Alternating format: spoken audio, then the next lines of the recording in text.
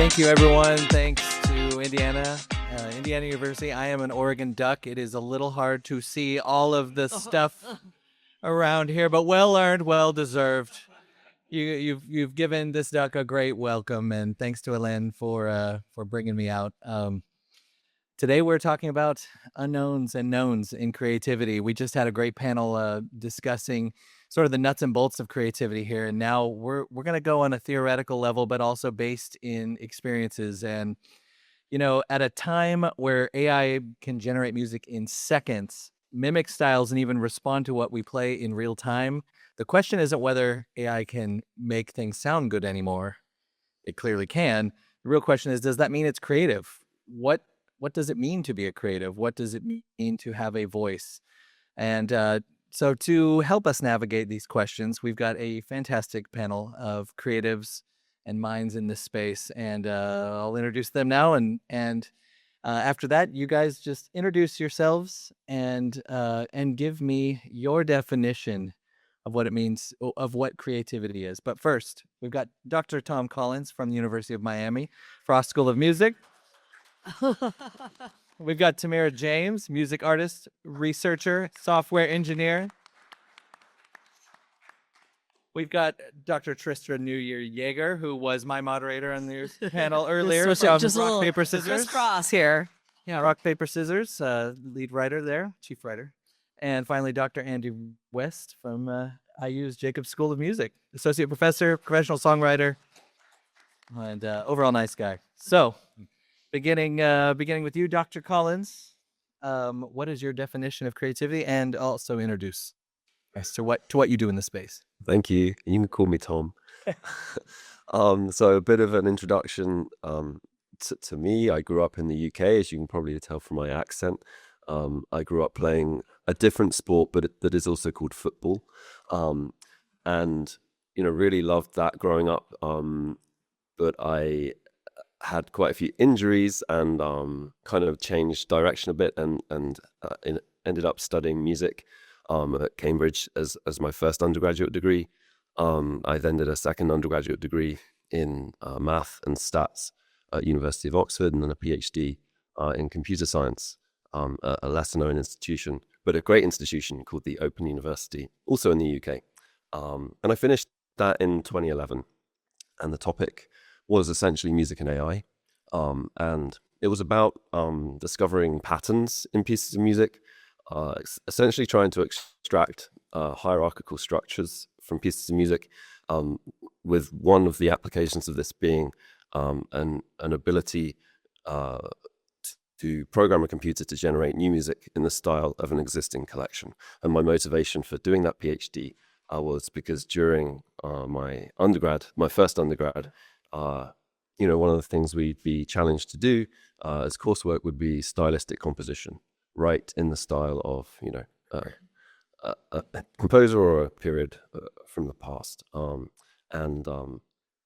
was pretty good at it, but so are hundreds of people, within each year group in each institution across the world. But I kind of got fascinated by the idea of, how do I do this, and how do people do this in general?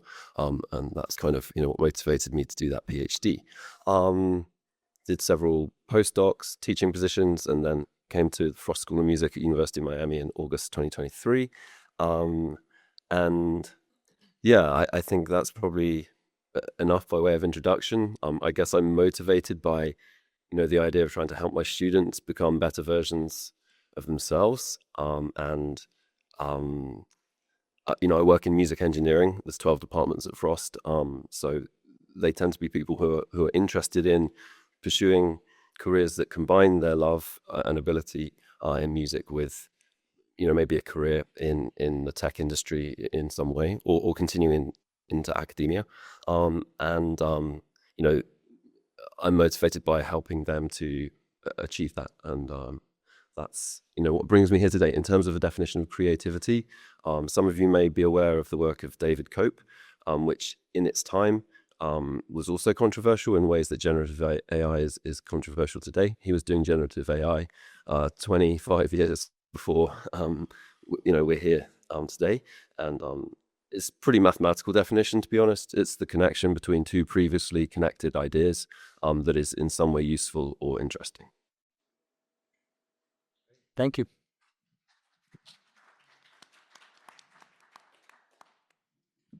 Tamira. Hi, how are you? Yes, I'm Tamira James. I am many things. An artist first, singer-songwriter, first singer since I have to say the cliche. Since the age of 2, I was singing, and but literally, singing has been my life. And then by the age of 6, first talent show, and my mom said, "We've got a hit here." So she went into full momager mode. Everything from Broadway to the Apollo Theater to Madison Square Garden, all before the age of 11.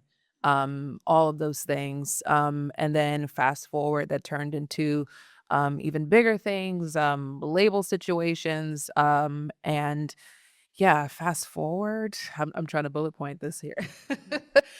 Fast forward, went to a performing arts high school, ended up coming across a flyer that introduced an opportunity for high school students to be interns at metro tech companies within the metro area. And, I'm a 5% interest, kind of person, which is if I'm 5% interested, I will look into it. And that's all it really took. So I said, web development, web design. What is that? And so I studied it. This is I'm not going to age myself, but this is before the coding boot camps or anything like that. No tutorials on YouTube or anything like that at that time. So I read the books, JavaScript, HTML, CSS, XML, all the things. Fast forward, I decided I wanted to go to school for computer science. Went to school for computer science, dropped out, became self-taught again in an age where there was no such thing as coding boot camps, no such thing as just check YouTube. And yeah, I thrust myself into being a great engineer that turned into something called technology evangelism. I don't know if anybody's ever heard of that.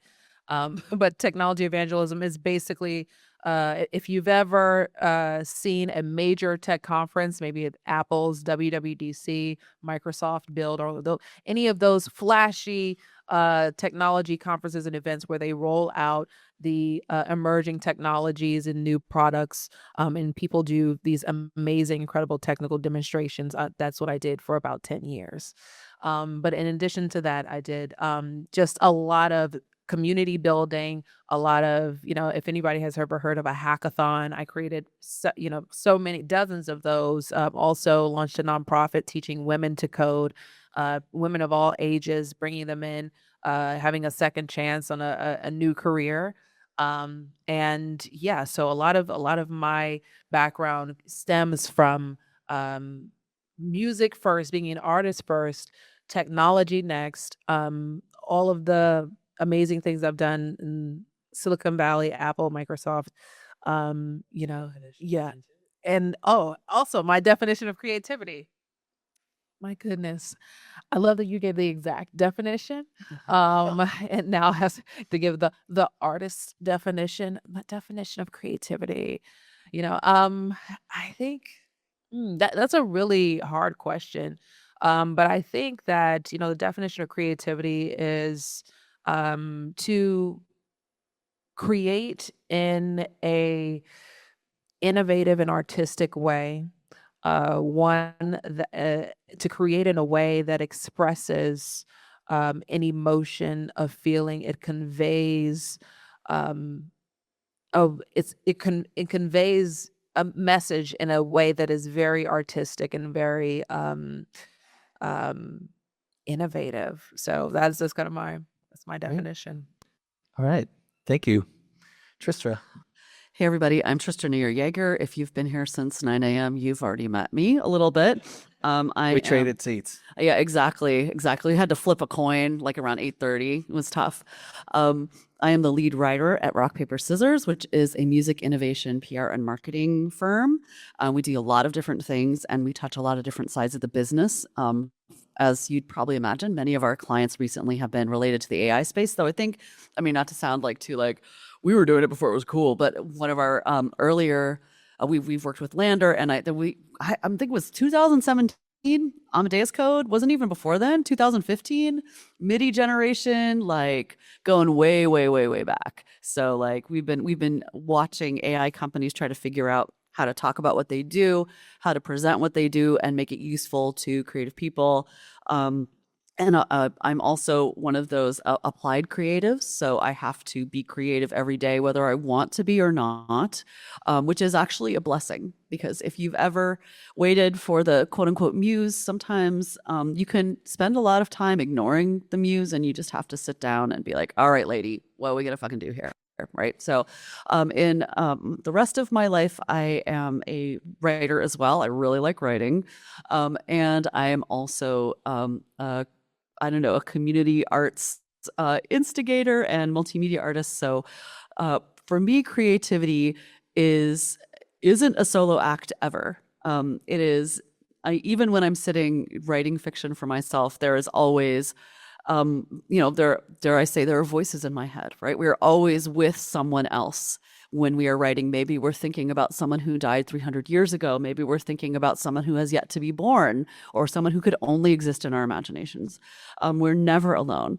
And so creativity is a communal act. It's also a process. I think it's very important with our emphasis on recorded music in the industry. Western culture loves anything you can pin down. We really love to take the butterflies and stick them in a box and then sell the box, right? But really, when we think about why humans do things, we are in it for how does it feel as I'm doing it? What do I experience intellectually as I'm doing it? What are my bodily sensations as I do it? And so for me, creativity is really about how we make meaning together as a process. And the product is kind of like the last little step that we take, which is why I think for some of us, when we look at prompting and getting a result right away, we wonder, where is the moment? Where is there enough friction for the problems to happen, for that moment of like, what does this mean? And that can happen in the reception. Like that's, I think, is often, sorry, I don't want to get too far afield, but we forget that when we talk about generative AI specifically, is if I feel something when I listen to that AI generated track, if I start crying, something has happened and something creative happened. Maybe it was in my projection onto that song. Anyway, so that is a very rambly, it's hard, Meaning. Meaning, making meaning together meaning. through a process. Yeah. Right, Andy. Your turn. Hi, folks. I did actually write an entire chapter on what creativity is in a book that I wrote called The Art of Songwriting. So I say that because I don't want you to think that I haven't given this some thought at some point. I can't remember anything that I wrote in that book. But very, very quickly, I have sketched down here. It's about knowing who you are, knowing your field of practice, knowing your process, exploration, problem solving, resilience, and that teaching creativity is broadly about knowing those people you work with and asking them questions, them asking you questions, and exploring options with them. That's a very simplified version of it. Just in terms of my own biography, I'm not sure what I can really add to the program that's that interesting. Even if what's in the program is interesting, I've got no idea. We can start. It is interesting. Yeah, I mean, your work in television and in movies and. Yeah, so very briefly, I started out in a band, riding around England in a mystery machine, making every mistake you can imagine. Then I joined another band that was a bit more professional, and we made records and toured. I wrote music for film and television for Carlin in London for 4 years. Then I moved to Nashville, and I wrote at Warner Chapel. I was there for 6 years. And then I moved to England and I was asked to develop a master's degree in songwriting, which at the time didn't exist. And so I had to convince a whole bunch of folks in England that songwriting was something. I knew it was something because I'd just been doing it. And so that happened. Then I oversaw a course in Leeds, which was all music, called MA Music, so every type of music under the sun. And then I came here, and I'm really happy to be leading the creation and production program here at Jacob School of Music. Amazing. Well said. All right. My first question for the panel, as we're talking about creativity, is AI, and I'm not just, when I say that, I don't just mean Suno, y'all. Is AI pushing human creativity, particularly music, forward, backward, or putting it somewhere else entirely? Like, can it be going like all directions at once? I think that's what we've concluded at the conference. Like, we have no clue. I mean, there is descaling, right? If a pilot doesn't land a plane regularly, she forgets how to land a plane if it's done for her, and then when there's an emergency, she doesn't know what to do. So there are cases where automation actually, we lose skills, and there is some research coming out. I always have questions about how scientific research is reported on that indicates that you can de-skill yourself by leaning too heavily on certain kinds of tools. However, we also have a whole new kind of creative community going on. So the people that you've covered, I know you've done some research into that. So it's like, how do we, I mean, it's hard to answer that question. Tamira, I could tell something, it's turning. Listen, I was just going to echo exactly what she said. I was just going to say, yes. Has it hindered us? Has it pushed us forward? Has it, I don't know, confused us all together? Yes. All of the things. Like, I think there are so many things where there's a lot of benefit to lowering the barrier to entry in terms of being able to create things, being able to express oneself in ways that you couldn't before. Maybe you just didn't have the ability, you didn't have the necessary the talent to do it, or maybe you had something that was hindering you from doing that. Could be a disability, could be a business situation, that hindered you from creating with others, or so on and so forth. And I think AI has sort of opened that door for people to do all of the above. And then also for the musicians who have had to work hard, or people who were in the midst of learning to become great musicians, I think it's also temptation to take a faster route, that you won't have to spend the 10,000 hours to master it manually, and to know the things by heart, but allow a tool to, fill in the gaps where you would have had to, and the people before you and your mentors would expect for you to do, but still being able to produce well produced songs, and not everything is slopped. A lot of it is well produced. It's getting better by the day. So yeah. Thank you. Yeah, I would echo that entirely. And I would also add, I think it depends who you are. Like the answer to that question, it feels to me like a question that has an arc or a trajectory to it. So if you're like some of the folks Eli was talking about in the talk on Thursday, if you're working with young children to figure out how a bridge might work, then that's really interesting for those kids to be able to see what might be possible in that sense. And also for folks who are isolated, and those who, like, we get a lot of folks who apply to creation and production who say, in the town I live in, there's only 406 people, and I'm the only drummer. And it's really important for those folks to be able to, you can never assume that people will have access to other really, really good musicians. If they're really lucky, they do. And I think often the most aggrieved people that I can tell in terms of moving it backwards seem to be the ones who have a lot of facilities at hand, maybe. maybe further on in their either in their careers or their trajectories as musicians, and they're used to working with really, really good players. And for them, they feel like they have something. They feel like the FIFA prize for music is going to be taken away from them in some way or other.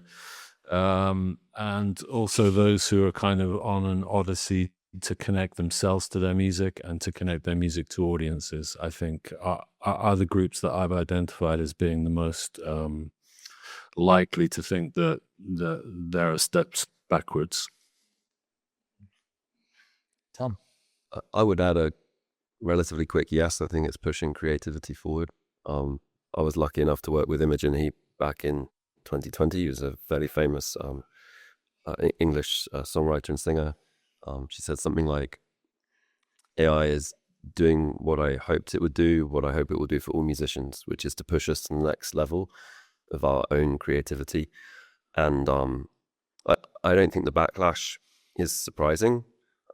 And in other panels, there's been outrage at it taking away money from streaming revenue. And it's funny. It's a little funny to me to hear that, because I think, if you're only making 0.0004 in the first place, I mean, it's like calling the fire brigade about your house burning down when it's already ashes. I think that the backlash is actually probably making the streamers pretty happy, because it distracts from what I see as the real issue in our music industry. Completely agree. Okay, so we are at an inflection point with this AI stuff. It's finally getting good to the point where it's getting more difficult to tell songs apart, and unless you're under the age of 21, I think. They seem to have a real knack for it.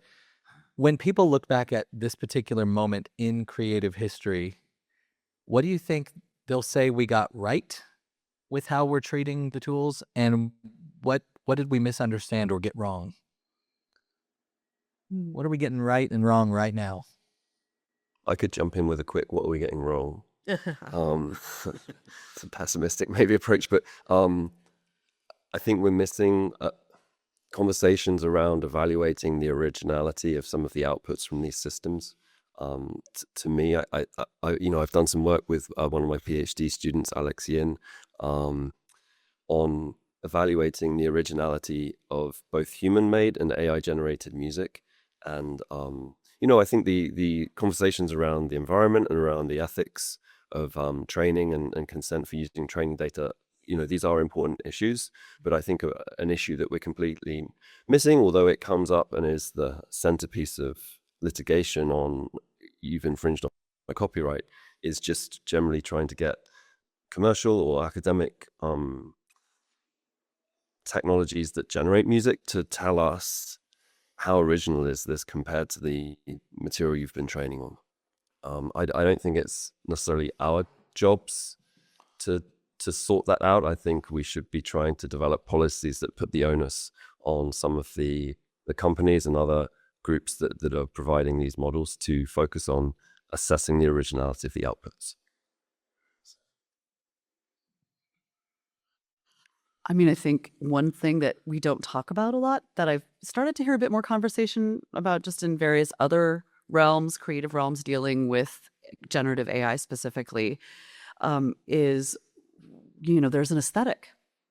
There is an aesthetic to our current state of generative AI. And a lot of people were talking as Sora shut down about the sort of Sora vibe and like why they liked it or why they didn't. And so I know people are going to look back and be like, nostalgic, just like all of a sudden, like, if you ask any teen, they're like, man, the 1990s, like there was some beautiful, cool stuff going on in popular culture. I'm like, okay, really? All right. But things get weeded out as we move forward. We forget enough so that things, so that what is perhaps beautiful or intriguing stays behind and sticks with people.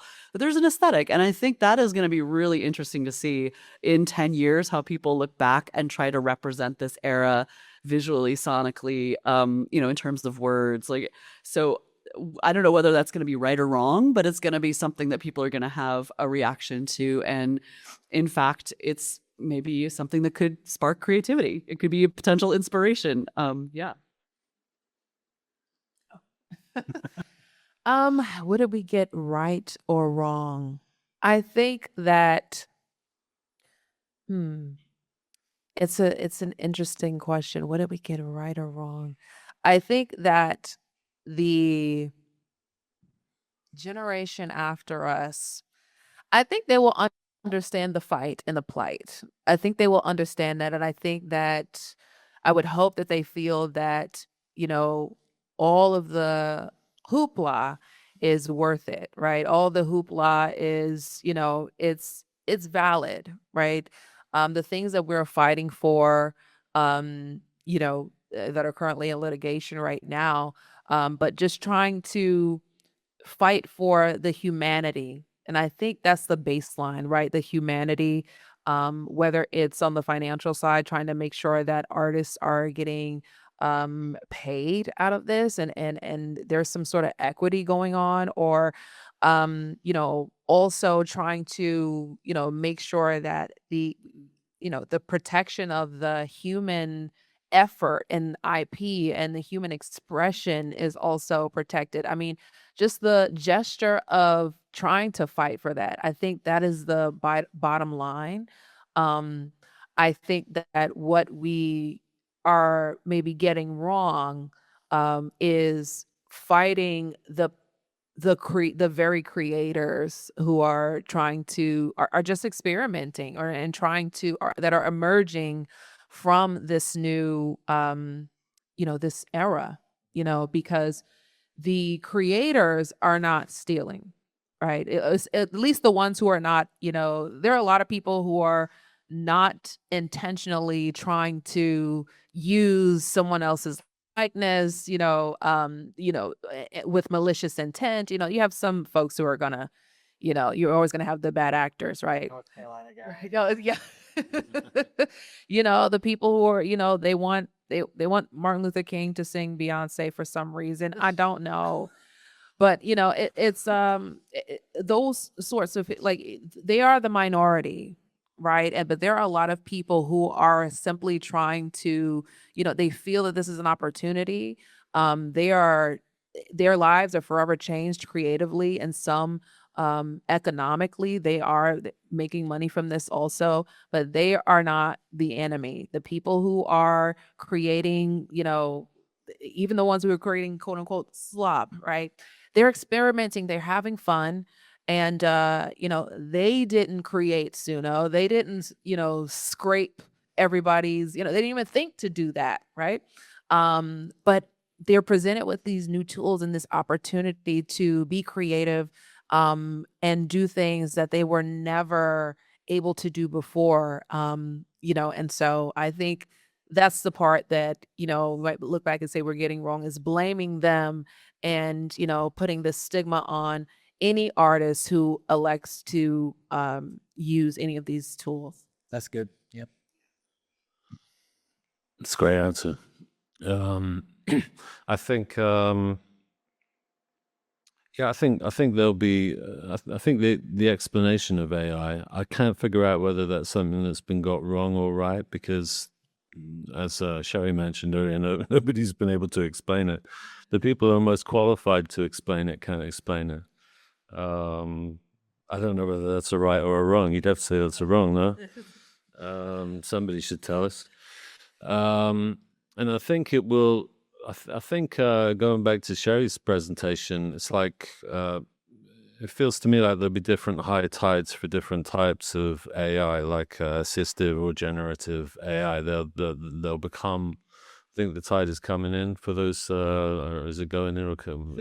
Anyway, things are getting good for those things, and then they will become less good, and the market will tell us. I mean, it's always the hardest question to answer, I think, is the predictive one. But with vinyl, everybody loved vinyl. I can remember trying to buy a vinyl record in 1994 and discovering that it hadn't been pressed on vinyl, and that just broke my heart. It's like all my records are on vinyl. That was because it was decided that you could buy a cassette, or you could buy this shiny silver thing and spill jam on it and clean it off, and it will still play fine, and on it goes. and nothing disappears. You can still buy vinyl, and you can still buy cassettes, and you can still buy CDs, but it moves into a margin of sorts.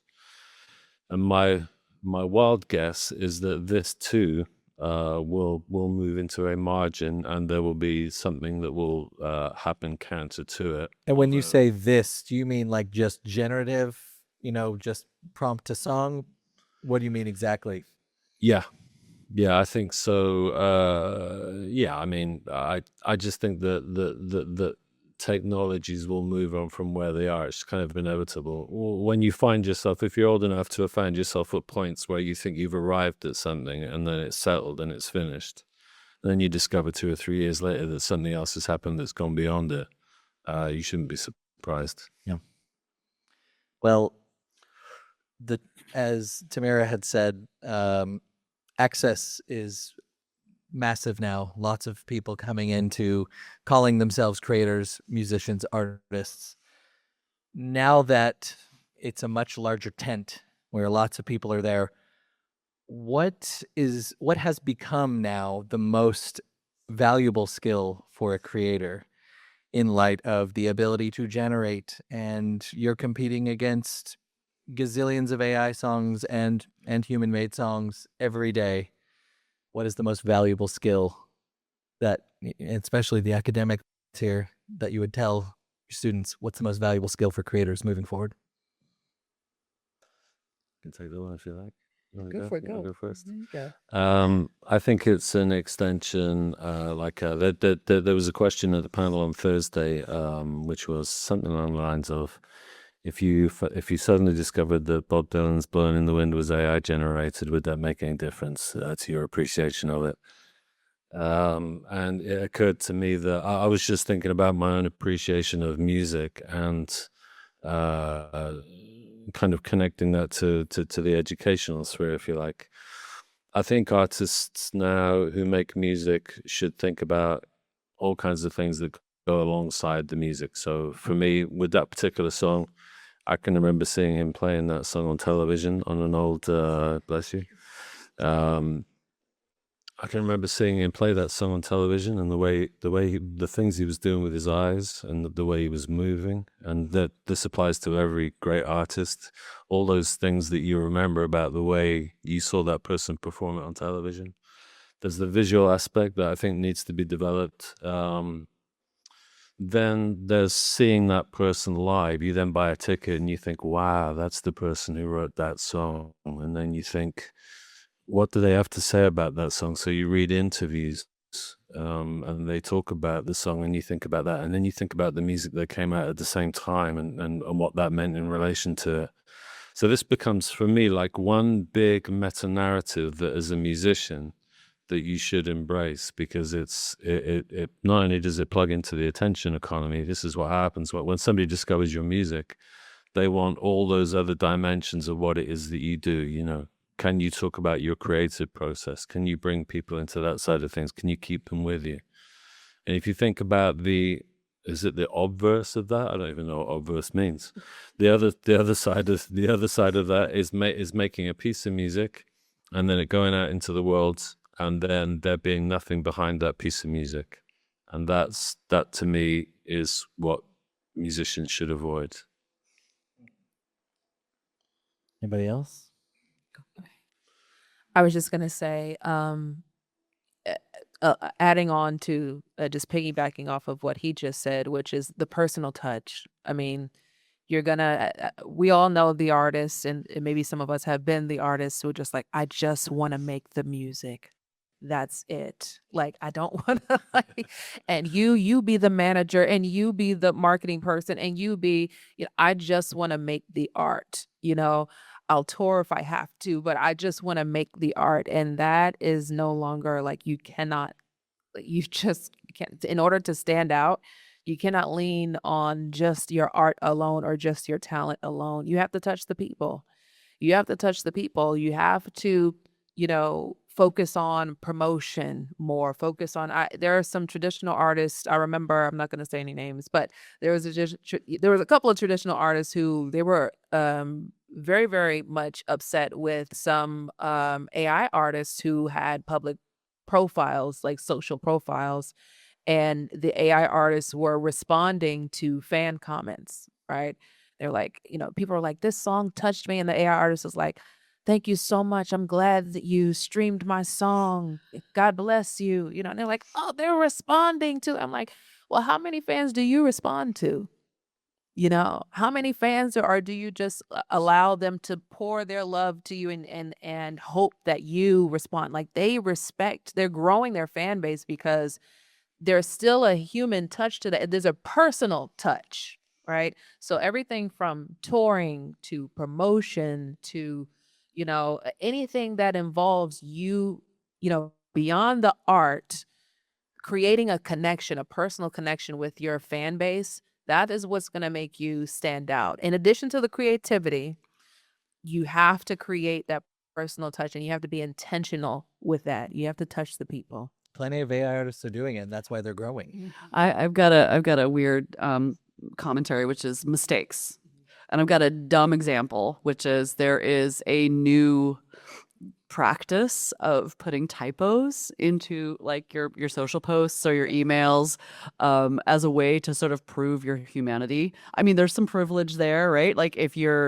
people are maybe would doubt your abilities or you have a background that anyway, there's reasons why that's not always a strategy for everybody, but there are people who are throwing typos in there. In fact, I can think of one of my favorite newsletters always has a little caveat at the bottom that says all typos are on purpose actually. And the typos that are on purpose actually are what we're going to be playing around with more. I think we're going to have a language of mistakes that signal different aspects of humanity. And that's something that's going to be refined over time. Like any language, it's going to grow and morph. And yeah, so there's going to be like a kind of a new semiotic, a new way of expressing things by screwing up on your track or like, I mean, people have been doing this forever, right? Like interesting prog rock stuff that just like stops in the middle. Like that third track from the last panel. Yeah. Yeah, exactly. Like really strange. But it could even be something more like my voice breaks or you hear something in the background or there's just could be these tiny moments that start to have bigger and bigger, take meaning, can carry more weight artistically. Yeah. Just to add to that, I think the imperfections are gonna be so perfect. Like she's just saying, like the like when especially like vocally, like people are almost like they're anticipating those like vocal imperfections. Like if you are a fan of any kind of old school music, like the 80s, 90s, 70s, 80s, 90s, like there was some times where the singer was a little bit pitchy, there's some like where they're even screeching a little bit and it's just like you feel it more, you feel the passion, the pain more, and people are going to be looking for that, just like you said. Now, as far as the typos, okay, what's really funny about that is like the typos are like just in terms of like corporate, those are the things that they typically would warn against. So like if you see some typos, it's probably phishing. It's likely a scammer. Yeah, like right? Like this is a scammer. They spelled some words wrong. Now, like Don't open that email. don't open the email. Now, that's gonna be so that'll be a whole thing, right? So yeah, that's interesting. Yeah, there was an inscription that caught my eye as I walked through the woods on campus this morning. It's just outside the College of Arts and Sciences. There's 5 of them at least. One of them said, "Think critically." And I don't think this has anything to do with the advent of deep learning as it applies to multiple domains in our lives, but I think we're at a bit of a low ebb, maybe due to increased reliance on information from social media, like unverified information spread on social media. Maybe it's the effect of COVID on kids' education that we as educators have seen, and that might be receding now that the effects are no longer there. But yeah, I think it's notable to me that a lot of students come in without first-hand experience of having used any music AI tools, but are already against it for some reason. And so I think an important skill to reconnect with, both for faculty and for students, but also for people from beyond the academy, is critical thinking. And, that will help people, find interesting things good, interesting things, non-environmentally harmful ways to use AI, develop their own AIs, or at least train them on their own material, and they will be the most interesting musicians of the next few years. What is AI doing creatively at its best right now? And I don't mean like, oh, it's replacing musicians, but like human-centered creativity, like it says up there. What is it doing best right now as you see it? If I'll start, since I ended the last one. I think there's some wonderful examples of creating new sound worlds. The term might be timbre or tone transfer, or in the world of vocals, it would be more like vocal transformations. I can think of 3 or 4 concrete examples from work that I've been a part of, or work that I've seen students in my classes develop, and I just, that gets me really excited because I think as creators, you're often imagining things in your head that seem possible or super interesting. They sound cool or they look cool in your mind, right? But then you can't get them down on a canvas, or you can't get them across in sound, given the constraints of all tools have constraints, right? But using some of these algorithms, models that in some cases they can train on just a few seconds of data. They're not scraping music without consent, and yet you can make beatbox that kind of sounds like a drill sound, or you can make there's another example, like the orc hit sample that you can make that blend with something like the crashing of, I don't know, an automotive accident, like crazy combinations of things. You can like take one sound world and pass another sound file through it to keep its overall envelope and other characteristics, but it takes on the timbral qualities of some other collection. And I've heard lots of cool music like that, lots of cool music blending genres that simultaneously causes students to upskill or learn more about new genres. So those are some things where I think there's real creative expansion. Sonically impossible things coming to light. Yeah, before they were impossible, or at least infeasible. Yeah, I was gonna say genre bending and genre blending. Like, I think that's my favorite thing. Just like I never thought these two styles of music. Like, I've never thought to put these things together. It's like, when pineapple on pizza was introduced, it's like, what? Oh my, what? What? Who thought of this? And then they went crazy, and then they really went crazy with cheesesteak pizza. Like, I don't know, like they started going crazy. But these things that you just never thought would go well together, and it really, like, there's a lot of opportunity that I feel like people are not taking advantage of, because there's like opportunities to bring cultures together. With that genre blending and genre bending. So I think that's probably the best thing that I'm saying. Yeah, there's that, those of you who've used Suno back in its early days, there's this big wheel. It still exists. It's just buried on their website.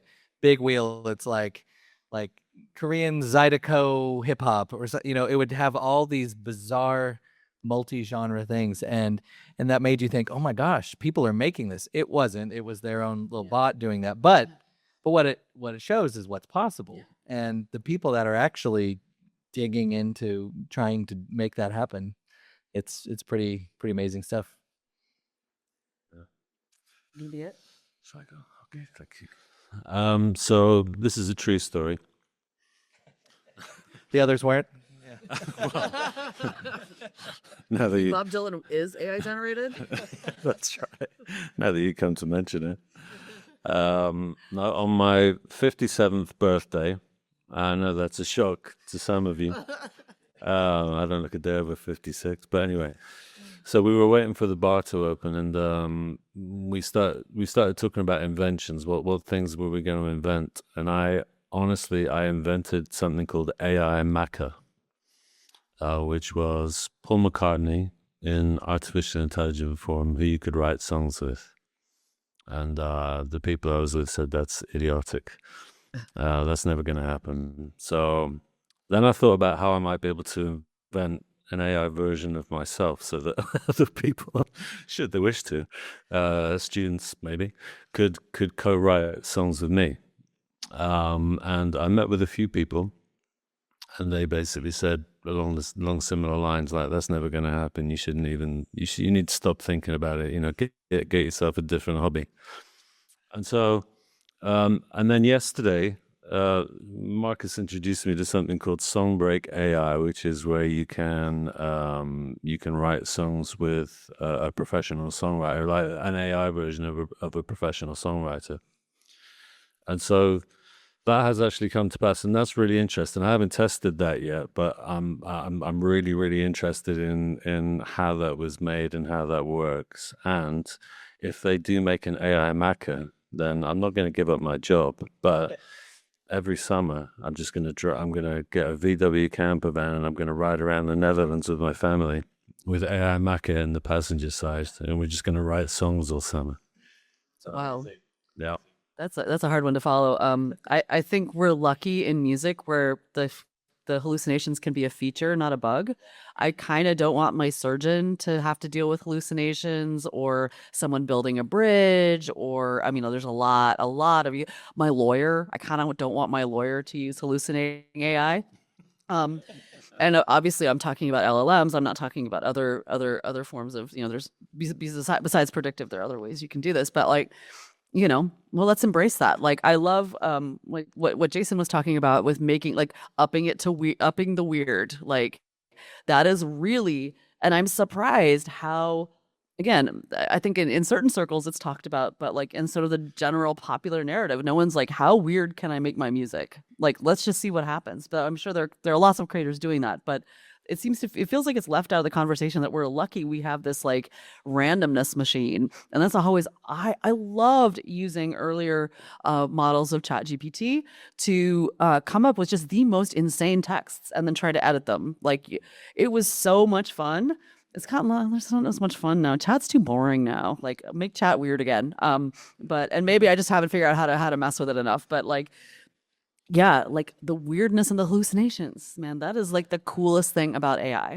That's why people loved Udio at its peak, because it hallucinated all the time, and it was described as sort of like a slot machine, and most of the time you'd lose, but when you'd hit, it'd be great, it'd be memorable.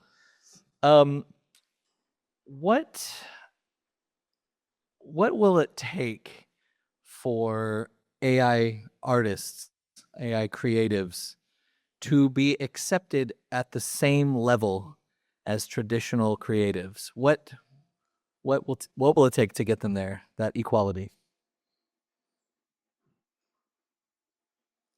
Really? Well, this is an interesting question. What will it take? It's going to take a lot. For one, it's going to take infrastructure. It's going to take infrastructure. It's going to take, there's a lot about the music business. I mean, there are people who have been in the music business for, decades, and the music business is changing all the time. I.e. present day, is changing all the time. But just imagine, someone, a nurse who just decided to try, give Suno a try, and started generating songs. And, just one of them, she happened to put on, publish on a DSP, and it got 1 million streams. She doesn't know how. She has 400 Instagram followers. Okay. How, and now she's getting approached by labels, management, all these different people. And the charts, all of these, she's getting approached, and she's excited about it. She's like, but just imagine possibly charting on a Billboard and being excited about that. But the industry just, trashes her, trashes like everything about her, everything about the song, so now she's kind of put back into a shell, right? And there's a catch-22, because now she feels like the music industry is not a safe space. She needs to stay in hiding. Like she can never reveal her identity. She has to stay behind this AI artist, sort of mask, because it's not a safe space for her. And so I think there needs to be infrastructure to separate the ecosystem, to recognize these artists, to give them a safe space to say, hey, this is an emerging category. You're excelling in it, it's touching people. Your music is performing. You're building an organic fan base, and we want to recognize it as such, just like the traditional music industry does. And I feel like, through that, the music industry might respect it a bit more, as being what it is. And then, also, it just also takes a lot of right now, I think the music industry is having a hard time with the traditional artists themselves admitting that they're also using the tools. So really, until there is a neutral space where even those artists feel safe enough to come out and say, I'm also using Suno, I'm also using ChatGPT, I'm also using text effect, whatever. I think that, it's always going to be this hostile space, because, the traditional artists, they just, there's just no real safe space for the traditional artists. And until there's the safe space for them, they're not going to make it a safe space. So you're saying labeling, which the market has screamed for, labeling and almost a separation. Mhm. So the traditional artists don't feel like they're being threatened in their own categories, and so separation, not Absolutely. I don't know, Yeah. kumbaya, join Transparency at the forefront. Transparency. I do think that not just the music industry is shouting for transparency, but also like the consumers, I think the audience deserves to know. I think they deserve to know, what they're listening to. But transparency at the forefront. And also, again, like, there needs to be an ecosystem that supports the artist. While we're fighting about the logistics of litigation and copyrights and this and that, these new artists are not, there's no support for them. There is no, and the traditional music industry is not giving them a streamline into or a warm welcome into the industry. So there has to be some way to facilitate that first and foremost. I mean, I'm going to give kind of a cynical answer. It's like when they figure out how to make a bunch of money from AI artists, they haven't figured out how to monetize them very well yet. So when that happens, we're going to start saying like, wow, actually, this is, I'm thinking about, whether we're talking like punk and hardcore scenes or Chicago industrial, Detroit techno, like no one gave a shit about what a bunch of people were doing in warehouses until they're like, hey, this could actually make some money, So again, I don't know. That's not the only answer. I think, Tamira, you have an excellent point that there isn't a lot of respect yet for the process. I think there's going to be some artists who crack how creative they can be and do create something where where it's radically different sonically, and then sustain that output and still have a feeling of like this is coming from a viewpoint or an emotional ground that I can relate to. That's going to happen. But I think the money thing is going to be really important. And there's a lot of, that's why this litigation kind of matters, is because, like, if we can copyright this, once it gets whatever Matt said, how many 11 steps, 17 steps, I don't know, when we decide that number and all that comes together, then all of a sudden we're going to see how amazingly artistic yeah. Tom and Andy? I'm good on this. Yeah. Those are two big answers already. I think I can't really add more to that. Fantastic. Do we have some? I have a question. Oh, great. Again, just jump in here because Marcus, you and I had a conversation the other day that I want to just quickly reference, and it seems to me that through eras, the gatekeepers, the sort of preservers of the tradition, have their own view of what might be happening. And when their world becomes destabilized by hip hop or jazz or some, sort of major genre that's sort of exposing itself in our world, there's this sort of automatic, and conservatories have done that for centuries. There's so many arguments that have come out of music where some individual or some group in control of the process has said, no, that is not a good idea, and we're not going to accept that until such time it has cultural relevance or it has financial relevance to the point where it's undeniable that the change is happening. Marcus, you've mentioned that there's sort of like and this is now peering into the future, which is part of the theme of this conversation, there's sort of this underground movement of sharing and community building in the AI music world. Can you talk about that? Because that for me is really fascinating. It's almost like those millions of people potentially who are heavily involved in this new era, doing some really creative work, sharing it between themselves, not being exposed because they're underground, right? And so can you tell us a little bit about that and what that heralds in the future? Yeah, I mean, safe spaces for these creators is they're thriving on Discord, not so much on Reddit. It's a little angrier over there, but on Discord, where people are sharing their works, they're getting feedback, they're collaborating with other artists, putting out collaborations. I'm embedded in a community called AI Underground on Discord, and they're about 1,100 strong, very active community of mostly Suno creators. But they are each other's biggest fans of their work. They have listening parties every day, sometimes more than once a day on Twitch, where people are in and they're leaving comments and they're, favoriting on Suno, and they're downloading, they're downloading. Sorry, I'm old.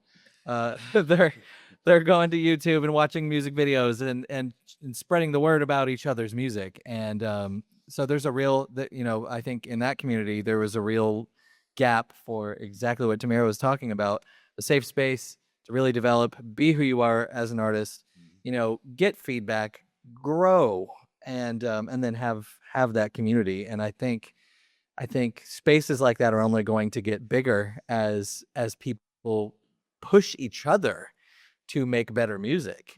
They're, because what I listen to in that particular Discord is far and away superior to what I hear in my general For You page on Spotify. That's AI generated. Sorry, not human artists, but and what's fed to me on the Suno front page. Like, they're doing something different. They're trying to break things. Some people are using live performances where they've got their phone on their table. They're just strumming and singing, and then having Suno turn that into a song. It's still them. It's exactly the performance they did. It's weird as can be. They turn the weirdness meter all the way up, but it's interesting and it's different. And I think community is the only way. That's how you push each other. That's you're looking at somebody else going, man, that's good. I got to up my game. And especially in a supportive environment like that. I think. Can I ask, so is most of the feedback you see positive, or like, hey man, have you tried tweaking this, or you could do this, you could use this to, or is there's constructive positive criticism. I think it's a pretty no negative criticism spot, but good work begets good work. I think someone can listen to some slop they just put out on if it even gets onto the listening party amongst everyone else and go, oh, I'm not doing that. Like, I got to take a little more time with this, And I wrote an article on Zinstrel some time back. It was about AI slop and what it really is and what it isn't, and what creators need to do and what they need to stop doing. And, in that community, put it there, and that it blew some people's minds. Like, oh, I'm putting out 5 songs a day. Is that slop? I'm like, it might be. Like, craft to me, craft and taste are, to that question earlier, what's the most important thing moving forward, but also community.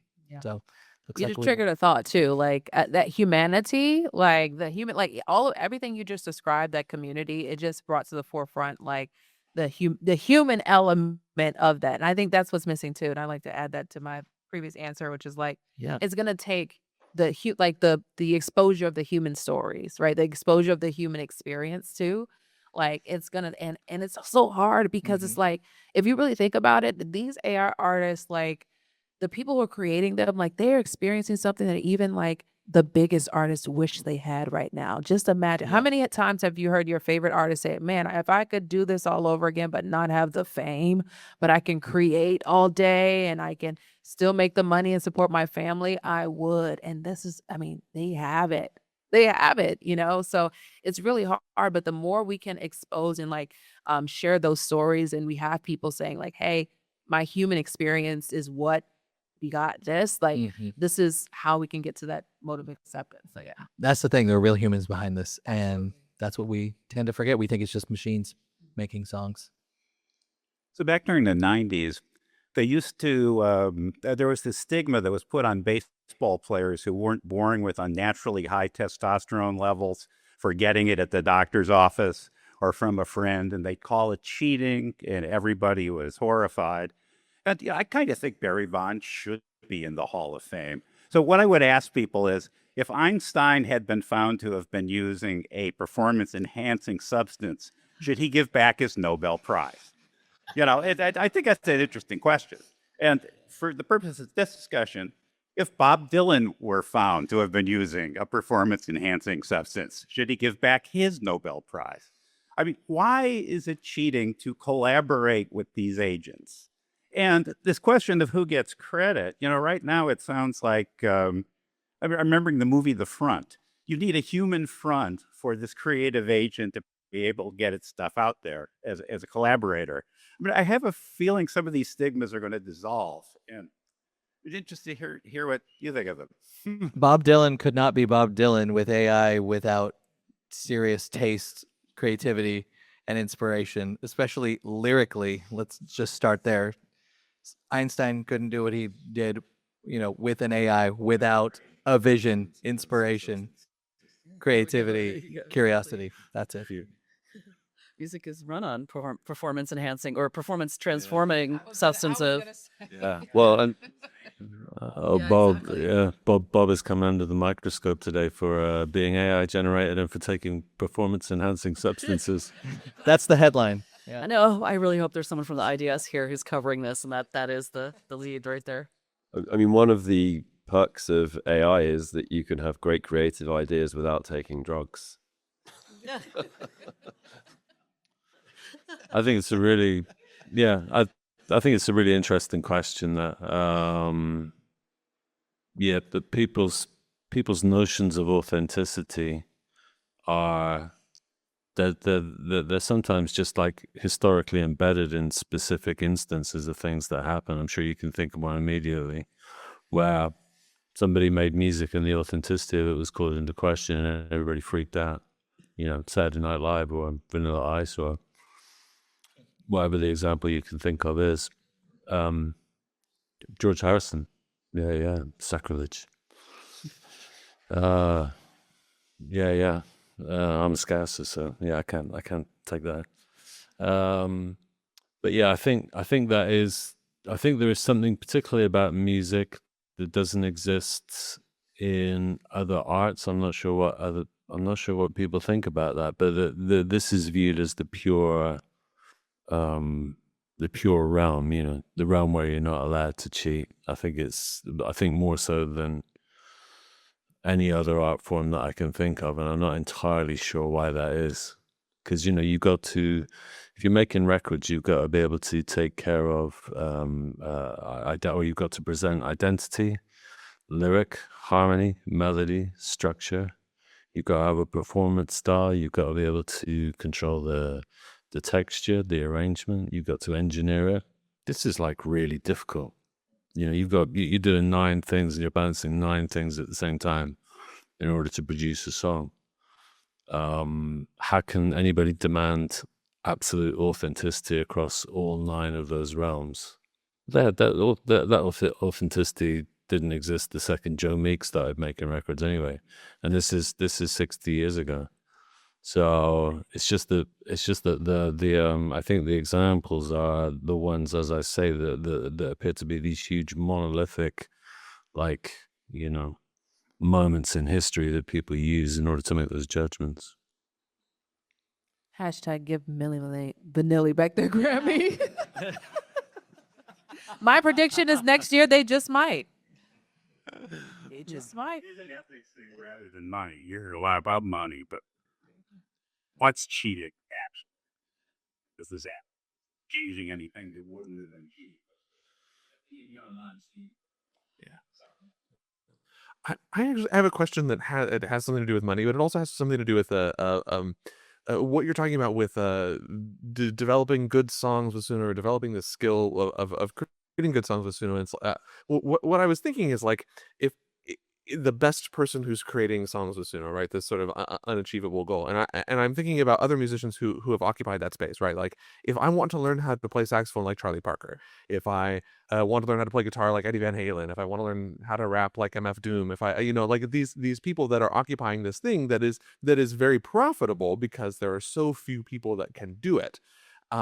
How long would it take me to play saxophone like Charlie Parker? And the answer is probably like my entire life and then some, if I started today. And my question is like, isn't the skill ceiling a lot lower? Like if I go to one of these listening parties and I go to the Discord of AI Underground and I say, hey, look at this really interesting song that this person created. That's so amazing. And here's the prompt they used to create it. Today, 5 seconds from now, I can go create a song that sounds very similar to that. And I guess the ability for an amateur like myself to catch up with the people who are at the forefront of this is very, very it's a very short distance between those things. And I wonder your thoughts on that, and also like is that perhaps the barrier to it being monetizable is because you can't get far enough out in front of the amateurs to create something that is that people really want to pay money for.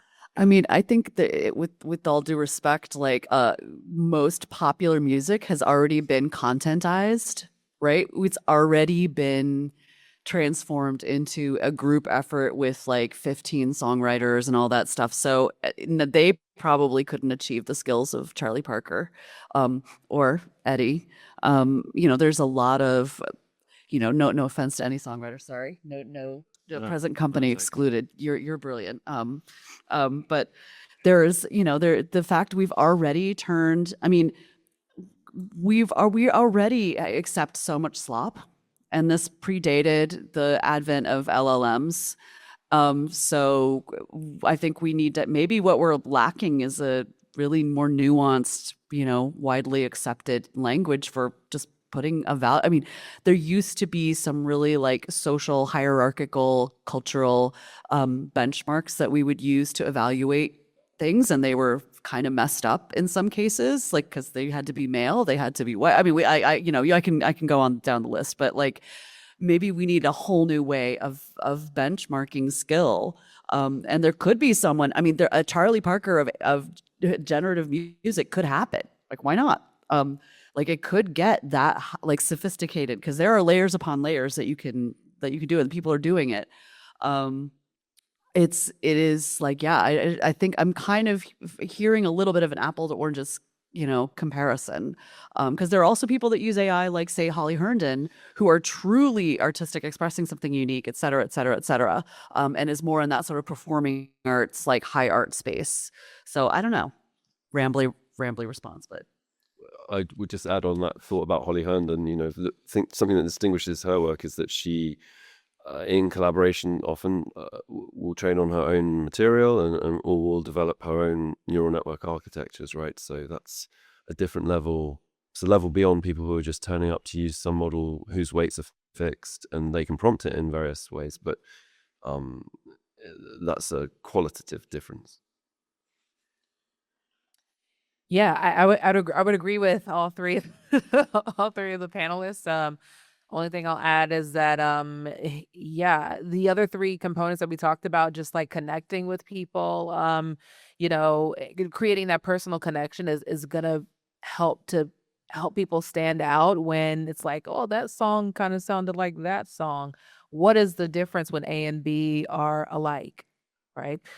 Is there an artist? Is there a brand that's attached to it? Is it, but again, the brand as well as the personal connection is going to make so much of the difference. And, but just the art itself, and that's kind of that tricky space, because again, with the copyright, that now AI is not able to be, copyrighted.